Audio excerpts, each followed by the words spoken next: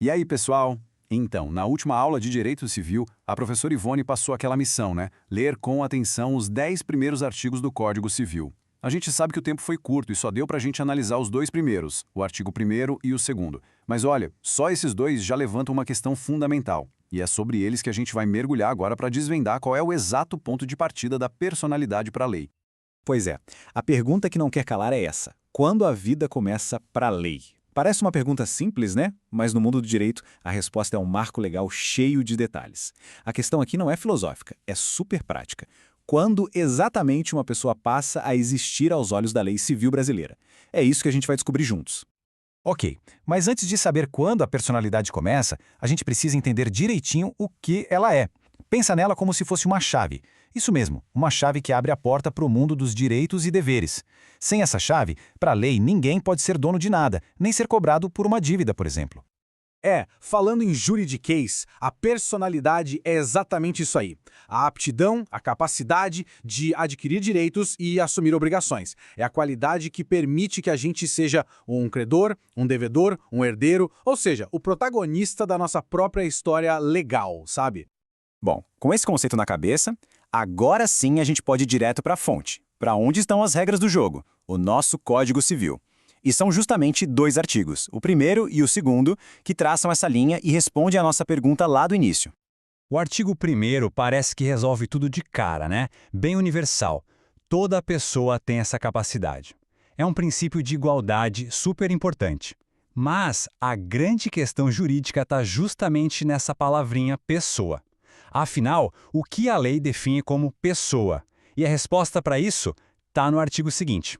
E aqui, gente, está o pulo do gato. O artigo 2º define a regra principal. A personalidade começa com o nascimento com vida. Simples assim. Respirou pela primeira vez fora da barriga da mãe, pronto, virou uma pessoa para a lei. Só que, logo em seguida vem um mas que muda tudo. A lei protege os direitos do nascituro desde a concepção. Ué, e agora? Como é que a gente concilia essas duas ideias que parecem contraditórias?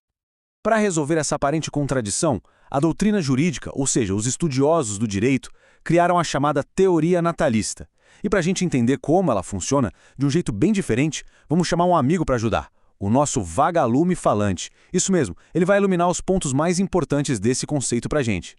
O que a teoria natalista diz, basicamente, é o seguinte: a personalidade jurídica completa, aquela chave que a gente falou, só se adquire com o nascimento. Então, o nascituro, que é o bebê na barriga da mãe, ainda não é considerado uma pessoa para a lei. Mas ele já tem uma coisa muito especial, uma expectativa de direito. E a lei, como a luz do nosso amigo vagalume, ilumina e protege esses direitos que estão em estado potencial, garantindo que eles fiquem ali, guardadinhos, só esperando o momento do nascimento. Entender essa diferença é fundamental. De um lado, a gente tem a personalidade jurídica, plena, total, que só é adquirida no momento do nascimento com vida. Do outro lado, a gente tem a expectativa de direito, que é como se fosse uma sementinha de direito, sabe, plantada lá na concepção e que só vai germinar, só vai virar uma árvore completa se o nascimento com vida de fato acontecer. Tá, a teoria faz sentido, mas e na prática? O que significa ter essa tal expectativa de direito? Quais são os efeitos reais dessa proteção que a lei dá? Vamos ver alguns exemplos bem concretos para ficar mais claro. Olha só que interessante. Na prática, a lei é bem clara. Um nascituro pode, por exemplo, ser herdeiro. Imagina que um avô faleça, o neto que ainda está na barriga já tem a sua parte na herança garantida, só esperando ele nascer. Ele também pode receber doações, ser reconhecido pelo pai e até ter um curador, que é uma pessoa nomeada para cuidar dos interesses dele, se for preciso. Até os direitos à vida, ao nome e à imagem já estão sob a proteção da lei.